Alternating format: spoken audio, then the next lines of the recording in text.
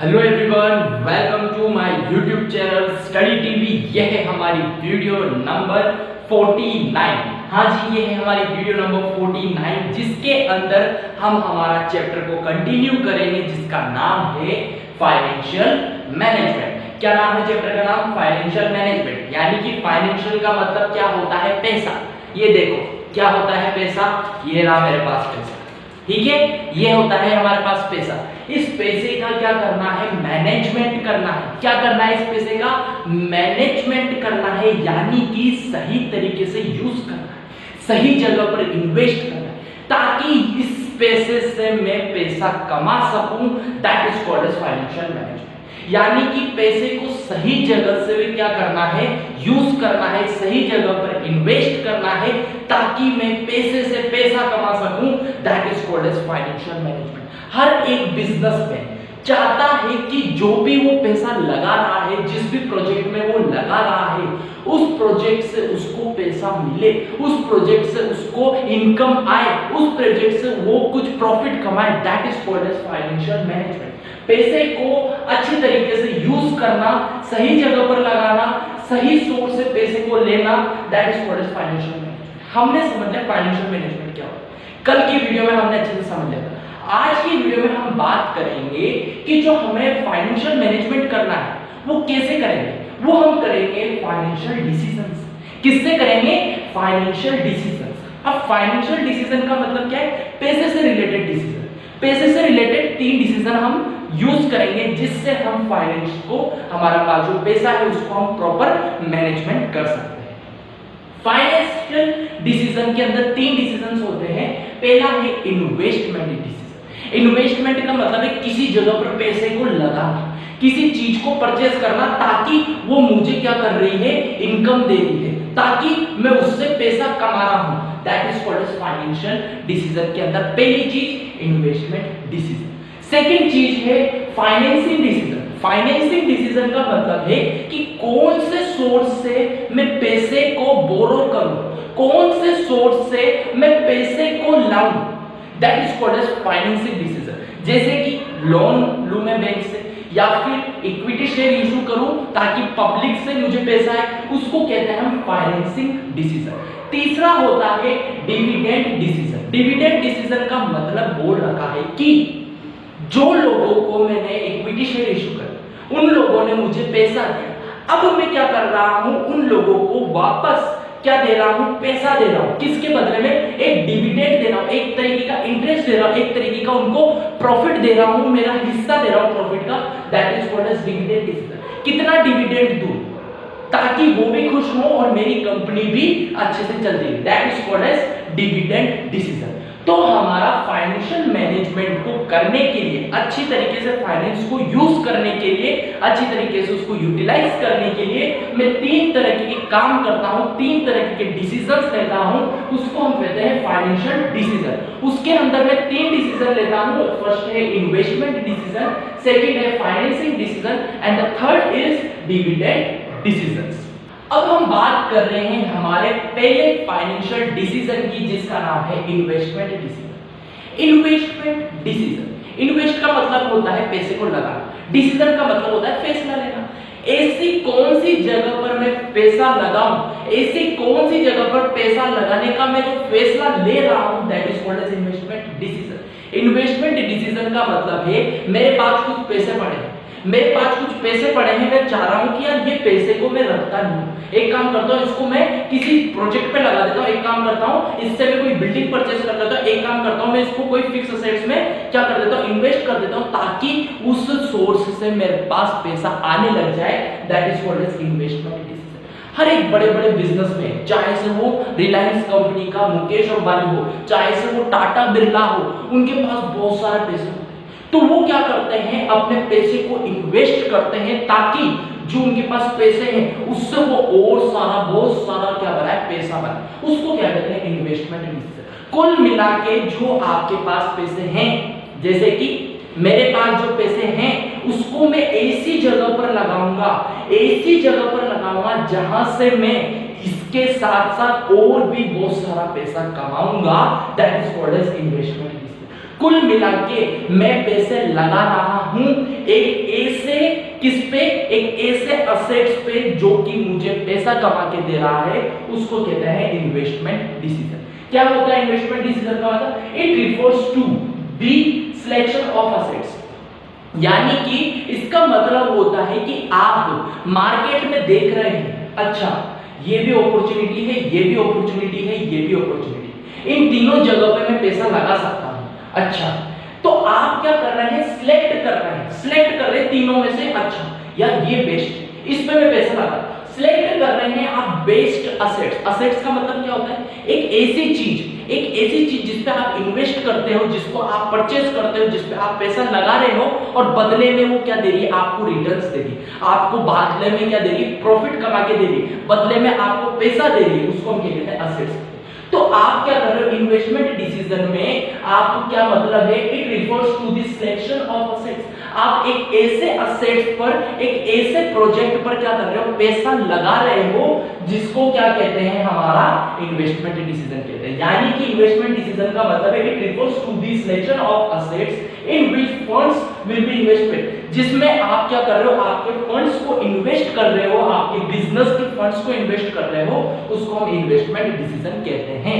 आपके पास 1 लाख रुपए है, उस 1 लाख रुपए को आपने देख लिया कि भैया ये 1 लाख रुपए मैं 3 जगह लगा सकता हूं। ओके, ये ए प्लान है, ये बी प्लान है, ये सी प्लान है। इन तीनों जगह पे से मेरे को लग रहा है यार ये जो बी प्लान है इसमें मेरे को ज्यादा रिटर्न्स मिल सकते हैं, कम रिस्क है, यार ये सही है, मैं यहाँ पे पैसा, जैसे ही मैंने वहां पे पैसा लगा दिया, 1 साल बाद वहां से मेरे पास पैसा आने लगा, उसको क्या कहते हैं? इन्वेस्टमेंट डिसीजन कहते हैं। इन्वेस्ट करना है तो सही तरीके से करना है, सोच समझ के करना है, ऐसे नहीं करना है अक्कड़ बक्कड़ बम्बे 80 90 पूरे 100 यार ये सही, इस पे कर, तुक्का नहीं मारना है, पूरा सोच समझ के इन्वेस्ट करना है, ताकि आपको श्योरिटी हो कि भैया यहां से पैसा आएगा, डेफिनेटली आएगा, उसको कहा जाता है इन्वेस्टमेंट डिसीजन। ऐसा नहीं है आपके पास पैसा पड़ा है और आपने बिना कुछ सोचे समझे किसी पे भी पैसा लगा दिया, फिर कह रहे हो सर मैंने तो इन्वेस्ट किया।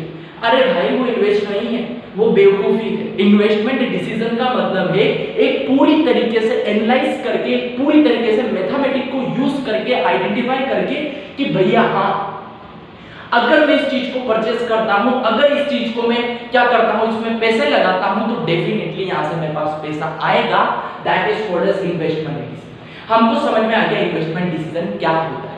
अब बात करते हैं जो इन्वेस्टमेंट है वो 2 तरह के होते हैं। जो इन्वेस्टमेंट है वो 2 तरह के होते हैं, एक लॉन्ग टर्म होता है और एक शॉर्ट टर्म होता है। लॉन्ग टर्म होता है लंबे समय के लिए पैसे को लगाना, शॉर्ट टर्म होता है छोटे समय के लिए पैसे को लगाना, जैसे कि 1 साल 2 साल 3 साल 5 साल, that is called as short term. Long term का मतलब 5 साल 10 साल 15 साल 20 साल, उसको हम कहते हैं लॉन्ग टर्म। बड़े समय के लिए आपने किसी जगह पे पैसे को लगा दिया है ताकि आप वहां से पैसा कमाएं, उसको हम लॉन्ग टर्म क्या कहते हैं? इन्वेस्टमेंट कहते हैं। शॉर्ट टर्म इन्वेस्टमेंट का मतलब है आपने कुछ एक ऐसी जगह पर पैसे को लगाया है जहां पर 1 से 2 साल 2 से 3 साल के बीच में आप क्या कर देते हैं, उसको बेच देते हैं और वापस के आपके पास पैसा आ जाता है, उसको आप कहते हैं शॉर्ट टर्म इन्वेस्टमेंट। तो हमारा जो लॉन्ग टर्म इन्वेस्टमेंट है उसको हम क्या बोल सकते हैं? कैपिटल बजटिंग भी बोल सकते हैं। हमारी जो कंपनी है वो क्या करती है? लॉन्ग टर्म इन्वेस्टमेंट करती है, जैसे कि बिल्डिंग परचेस कर ली, जैसे कि बिल्डिंग परचेस कर ली, जैसे कि मशीनरी परचेस कर ली, बिल्डिंग के लिए फर्नीचर परचेस कर लिया, उसको हम क्या कहते हैं? Long term investment. क्यों बिल्डिंग परचेस करें? क्योंकि बिजनेस करना। मशीन क्यों परचेस करें? क्योंकि बिजनेस करना है। तो बिजनेस क्यों करना है? ताकि मैं प्रॉफिट करूं। तो हमने क्या कर रहे हैं? हम इन्वेस्टमेंट कर रहे हैं ऐसी चीजों पे जो कि मुझे लंबे समय तक के लिए क्या देगी? प्रॉफिट कमा के देगी, पैसा कमा के देगी, लॉन्ग टर्म इन्वेस्टमेंट के, जैसे कि building, machinery, furniture etcetera. Second है short term investment. Short term investment का मतलब है डेली के मेरे खर्चे होते हैं, जैसे कि टैक्स देना, हर साल टैक्स देना, जैसे कि क्या हो सकता है? पहला टैक्स लेना हो गया, यहाँ से बिजली का बिल देना, पानी का बिल देना, ये सब क्या होता है? हमारे शॉर्ट टर्म इन्वेस्टमेंट में आता है, जो कि जरूरी है। भैया पैसा खर्च करना जरूरी है, क्योंकि अगर नहीं करूंगा तो मेरा लाइसेंस कट जाएगा, पैसा कैसे कमाऊंगा? तो ऐसी जगह पर आप क्या कर रहे हो? पैसे तो लगा रहे हो जो कि छोटे छोटे समय के लिए, that is called short term investment. और लंबे समय के लिए अगर आप पैसे को लगाते हो उसको हम लॉन्ग टर्म इन्वेस्टमेंट कहते हैं। ये तो हमने बात करी कि भैया पैसे को 2 जगह पे लगाया जा सकता है, एक तो लंबे समय के लिए और एक छोटे से समय के लिए, उसको हम कहते हैं इन्वेस्टमेंट के 2 पार्ट्स कहते हैं, या फिर कह सकते हैं 2 टाइप्स के। अब बात हमने ये तो समझ लिया कि भैया इन्वेस्टमेंट क्या है। इन्वेस्टमेंट का मतलब है जो मेरे पास पैसे पड़े हैं, क्या है देखो 500 का नोट है, बहुत अच्छा है, कड़क, अभी लेकर आऊं बट्टी से। तो ये 500 का जो नोट है इसको मैं क्या कर रहा हूं, पैसे को लगा रहा हूं, किसी ऐसी जगह पर लगा रहा हूं जहां से मैं पैसे को कमा सकूं। अब ऐसा नहीं है मैंने कुछ सोचा समझा नहीं और लगा दिया, ये लो पैसा लगा दिया, तो क्या होगा, पैसा डूब जाएगा। इन्वेस्टमेंट डिसीजन का मतलब है कि जहां पर भी मैं क्या कर रहा हूं, पैसे को लगा रहा हूं, सोच समझ कर। तो इसके लिए कुछ फैक्टर्स होते हैं जिसको आप एनालाइज कर सकते हैं, यूज कर सकते हैं और आइडेंटिफाई कर सकते हैं कि कौन सा बेस्ट सोर्स है मेरे लिए जहां पर मुझे इन्वेस्टमेंट करना चाहिए। क्योंकि मार्केट में तो बहुत सारी अपॉर्चुनिटीज, बहुत सारी जगह है जहां पर आप पैसे का यूज कर सकते हैं या फिर कह सकते हैं पैसे को इन्वेस्ट कर सकते हैं। पर आप उस जगह पर पैसे को इन्वेस्ट करेंगे जहां पर आपको श्योरिटी होगी, यस मैं इस जगह पे यूज कर रहा हूं तो यहां से पैसा आएगा। मैं इस जगह पे यूज नहीं कर रहा क्योंकि मुझे पता है यहाँ पर रिस्क ज्यादा है, यहाँ से पैसा नहीं है, मैं यहाँ नहीं लगाऊंगा, मैं यहाँ लगाऊंगा।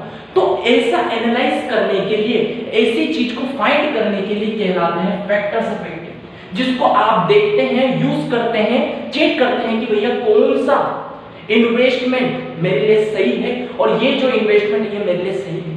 आप एनालाइज कर रहे हैं, देख रहे हैं कि कौन सी जगह पर मैं इन्वेस्ट करूं और कौन सी जगह पर मैं इन्वेस्ट नहीं करूं ताकि मुझे लॉस नहीं हो, उसको हम कहते हैं फैक्टर इफेक्ट। जब भी आप इन्वेस्ट करते हैं पैसे को, जब भी आप इन्वेस्ट करते हैं किसको, हमारे पैसे को, तो सबसे पहले आप चेक करते हैं कि जहां पर भी मैं पैसे को इन्वेस्ट कर रहा हूं उस चीज का कैश फ्लो कैसा है। सपोज करो आपने एक पैसे को इन्वेस्ट कर रहे हो, एक बिल्डिंग परचेज कर रहे हो, आपने डिसाइड कर लिया क्या एक काम करते हैं फिक्स असेट्स पे क्या करते हैं, इन्वेस्ट करते हैं, बिल्डिंग को परचेज कर लेते हैं। आपने बिल्डिंग परचेज कर ली, तो आप एनालाइज कर रहे हो, चेक कर रहे हो कि जो मैंने परचेज करा है, जो भी प्रोजेक्ट पे जो भी पैसा मैंने इन्वेस्ट करा है उसका कैश फ्लो कैसा है, उस प्रोजेक्ट का कैश फ्लो कैसा है, क्या यहां से पैसा वापस आ सकता है या नहीं, क्या यहां से जो मैंने पैसा लगाया है वो वापस आएगा या नहीं, उसको कहते हैं cash flow of the project. क्या कहते हैं, cash flow of the project, उसको हम क्या कहते हैं, पहला फैक्टर इफेक्टिव कहते हैं। जैसे ही आप कैश फ्लो चेक कर लेते हैं कि हाँ भाई ये जो बिल्डिंग है ना यहां से डेफिनेटली पैसा आएगा क्योंकि इसके प्रॉपर्टी के दाम तो हर साल बढ़ते हैं, हाँ भाई ये सही है, तो आपने डिसाइड कर लिया कि भैया मैं तो बिल्डिंग पे पैसा लगा। पहली चीज आपने चेक करें। दूसरी चीज, आपको जब भी पैसा लगाते हो आप चेक करते हो कि यहां से मुझे कितना फायदा हो। आपको ये तो पता चल गया कि यस यहां से पैसा आएगा, कितना पैसा आएगा, रिटर्न ऑफ इन्वेस्टमेंट कितना है, रिटर्न ऑन इन्वेस्टमेंट कितना है, आपने लगाया कितना 100, रिटर्न ऑन इन्वेस्टमेंट कितना है, अच्छा 150, यानी कि 50% ज्यादा है, हाँ भैया पे लगा, यहां पर लगा दो। मतलब क्या बोल रहा हूं, रिटर्न ऑन इन्वेस्टमेंट का मतलब है अगर आपने 100 रुपए लगाए हैं तो उसमें आपको कितना रिटर्न मिलेगा। ऐसा तो नहीं है कि भैया 100 रुपए लगाए हैं और 90 रुपए का ही रिटर्न मिल रहा है। रिटर्न ऑन इन्वेस्टमेंट कितना होना चाहिए, जितना आपने लगाया उससे ज्यादा होना चाहिए, तभी आपका इन्वेस्टमेंट अच्छा कहलाएगा। अदरवाइज वो आपका इन्वेस्टमेंट नहीं है, वो आपकी बेवकूफी है, वो आपको लॉस देगा, फायदा नहीं देगा। इन्वेस्टमेंट क्यों कर रहे हैं, पैसा कमाने के लिए, तो जब हम पैसा ही नहीं कमाएंगे तो क्या होएगा, लॉस होएगा। तो हम क्या कर रहे हैं, जब भी हम पैसे को लगाते हैं, इन्वेस्ट करते हैं, तो सेकंड चीज क्या करते हैं, हम चेक करते हैं रिटर्न ऑन इन्वेस्टमेंट कितना है, कितना पैसा वहां से आएगा। भैया मैंने 100 रुपए लगा दिए, तो 100 रुपए लगा दिए तो क्या बस 100 रुपए ही आएंगे, क्या 90 रुपए आएंगे, या फिर 250 रुपए आएंगे, या फिर 150 रुपए आएंगे। तो आप चेक कर रहे हैं रिटर्न ऑन इन्वेस्टमेंट, जो भी चीज को मैंने इन्वेस्ट किया है, जिस भी चीज पे मैंने इन्वेस्ट किया है वहां से मेरे पास कितना पैसा आएगा, रिटर्न कैसा है उसका, कितना पैसा वो कमा के देगा, उसको हम कहते हैं सेकंड चीज कहते हैं फैक्टर इफेक्टिव कहते हैं। इस चीज को आप एनालाइज करते हैं जब भी आप किसी भी चीज पे, किसी भी प्रोजेक्ट पे क्या करते हैं, पैसे को इन्वेस्ट करते हैं। तीसरा काम आप क्या करते हैं, आप चेक करते हैं रिस्क कितनी है। भैया मैंने बिल्डिंग तो परचेज कर ली, यार इस बिल्डिंग का रिस्क तो नहीं है, यार मैंने तो एक ऐसी जगह पे बिल्डिंग परचेज कर ली जहां पे अर्थक्वेक आते होते हैं, यार यहाँ पे रिटर्न तो अच्छे है, कैश फ्लो भी अच्छा है, और यार रिस्क तो बहुत है। तो आप क्या कर रहे हो, सारी चीजों को एनालाइज कर रहे हो, आप रिस्क को भी एनालाइज करो। भैया रिस्क तो नहीं है, अच्छा चलो नहीं है रिस्क, अरे बहुत अच्छी बात है, यहाँ ही इन्वेस्ट करते हैं पैसे, उस बिल्डिंग पे इन्वेस्ट करो।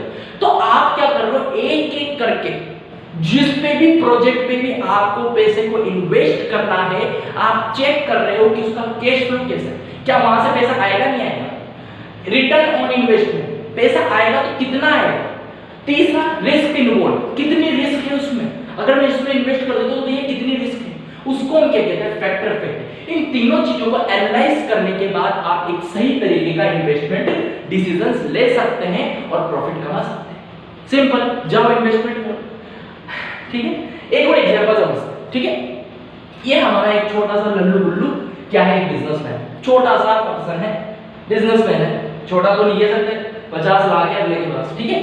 तो ये जो पर्सन है इसके पास कितने हैं, 50 लाख। अब इसने डिसाइड कर लिया, इसके दोस्त ने कहा कि यार तेरे पास तो 50 लाख है, तू भाई ऐसा क्या कर रहा है, तू जा पैसा लगा भाई, तेरे पैसे को इन्वेस्ट कर और उस पैसे से पैसा कमा। उसने ऐसा बोला तो उसका दिमाग घूमा, अरे भाई यार ये तो सही बात बोलती, पैसे का क्या करूं, पैसे को लगाता हूं और पैसे से पैसा कमाता हूं। तो उसने मार्केट में देखा कि मैं 3 जगह पे पैसा लगा सकता हूं, प्रोजेक्ट ए पे, प्रोजेक्ट बी पे, प्रोजेक्ट सी पे, प्लान ए पे, प्लान बी पे, प्लान सी। उसने डिसाइड कर लिया इन तीनों चीजों पे मैं पैसा लगा सकता हूं, इन तीनों चीजों पे लगाने के लायक मेरे पास पैसा है 50 लाख। अब आता है कि भैया किस पे लगाऊं, कौन सी चीज है जो कि मेरे लिए सही होगी, जो कि मुझे प्रॉफिट कमा के देगी। तो वो क्या करता है, इन्वेस्टमेंट डिसीजन करता है। वो क्या कर रहा है, इन तीनों चीजों को यूज कर। सबसे पहले ये पर्सन देखता है कैश फ्लो कैसा है इनके प्रोजेक्ट का, यानी कि जो प्लान ए है, जो प्लान बी है और जो प्लान सी है, किससे मुझे कैश फ्लो मिलेगा, कैश मुझे मिलेगा, मैं पैसा लगा रहा हूं वापस मुझे कैश मिलेगा, कैसा है कैश फ्लो, कैश फ्लो बिल्कुल ही नहीं है या फिर है। तो उसने देखा पहला क्राइटेरिया को यूज करके, भैया हाँ प्लान ए में कैश फ्लो, भैया हाँ जो हमारा प्लान बी है उसमें भी कैश फ्लो, भैया हाँ यहां पर भी कैश फ्लो। तो उसने देखा भैया कैश फ्लो तो तीनों में ही, फिर वो कंफ्यूज हो गया यार किसमें लगा, कैश फ्लो तो तीनों में ही। तो फिर वो ऐसा तो नहीं करेगा ना, फिर अकड़ वकड़ करने लग जाएगा भैया, नहीं। फिर उसके बाद किस पे आएगा, सेकंड चीज पे आएगा, रिटर्न ऑन इन्वेस्टमेंट। भैया यहाँ पर अगर मैं 50 लाख लगाता हूँ तो कितना पैसा मैं कमा पाऊँ। तो उसने देखा कि भैया यहाँ पे जो मैं 50 लाख लगाता हूँ तो मैं कितना कमा पा रहा हूँ, 60 लाख कमा पा रहा हूँ। उसने देखा जब मैं प्लान बी में 50 लाख लगाता हूं तो मैं कितना कमा पा रहा हूं, 55 लाख कमा पा रहा हूं। 50 के 55 लाख यानी कि 5 लाख कमा पा रहा हूं, यहाँ पे 10 लाख कमा पा रहा हूं। यहाँ पर अगर मैं पैसा लगाता हूं 50 लाख तो मैं यहाँ पे 70 लाख कमा पा रहा हूं, यानी कि यहाँ पर मैं 20 लाख कमा रहा हूं, यहाँ पे मैं 5 लाख कमा रहा हूं, यहाँ पे मैं 10 लाख कमा रहा हूं। तो उसने डिसाइड किया कि भैया रिटर्न ऑन इन्वेस्टमेंट। अब उसको समझ में आ रहा है, हाँ अब आ रही है चीज पकड़ाएं, अब आ रही है चीज पकड़ाएं, यानी कि ए प्लान, बी प्लान, सी प्लान, तीनों के लायक मेरे पास पैसे, तीनों का कैश फ्लो है, तीनों में मेरे को रिटर्न ऑन इन्वेस्टमेंट मिल रहा है। पर सबसे ज्यादा रिटर्न ऑन इन्वेस्टमेंट किसमें मिल रहा है, सी में। अब लास्ट एंड फाइनल चीज को वो एनालाइज करेगा जिसको हम कहते हैं रिस्क इन्वॉल्व। अब वो देख रहा है कि भैया मैं प्रोजेक्ट ए में लगाऊं, बी में लगाऊं या सी में लगाऊं। सी में तो मैं लगा दूंगा यार, पैसा बहुत ज्यादा मिल रहा है, सी में मैं लगा सकता हूँ, बी में भी मैं लगा सकता हूँ क्योंकि मुझे यहाँ पे 5 लाख मिल रहे हैं, ए में भी मैं लगा सकता हूँ क्योंकि मुझे यहाँ पे 10 लाख मिल रहे हैं। तो मैं एक काम करता हूँ, इन दोनों में से एक में लगाऊंगा। अब इन दोनों में से एक में लगाने से पहले वो लास्ट काम क्या कर रहा है, रिस्क इन्वॉल्व देख रहा है कि भैया किस प्रोजेक्ट में सबसे ज्यादा रिस्क। तो उसने देखा कि जो प्रोजेक्ट ए है उसमें बिल्कुल भी रिस्क नहीं है। क्या है, रिस्क बहुत कम है, बहुत ही ज्यादा मिनिमम रिस्क है, बहुत कम है, नेग्लिजिबल रिस्क। बी में है बिल्कुल भी रिस्क नहीं, बी में भी क्या है, बिल्कुल भी रिस्क नहीं। पर जो सी है उसके अंदर क्या है, बहुत सारी रिस्क, कि अगर आप पैसा तो लगा रहे हो और पैसा आया तो 20 लाख आएगा और नहीं आया तो जीरो, कुछ भी नहीं आया। तो उसने डिसाइड किया कि अब तो बिल्कुल बात समझ में आ चुकी, मैं प्रोजेक्ट सी पे तो बिल्कुल नहीं लगाऊंगा। क्यों नहीं लगाऊंगा, क्योंकि भाई यहाँ तो रिस्क बहुत ज्यादा है, इतने रिस्क नहीं लूंगा भाई, इतना लालची क्यों मैं, तेरा भाई इतना लालची नहीं है, नहीं लगाऊंगा मैं इस पे। क्यों नहीं लगाऊंगा, क्योंकि रिस्क बहुत ज्यादा।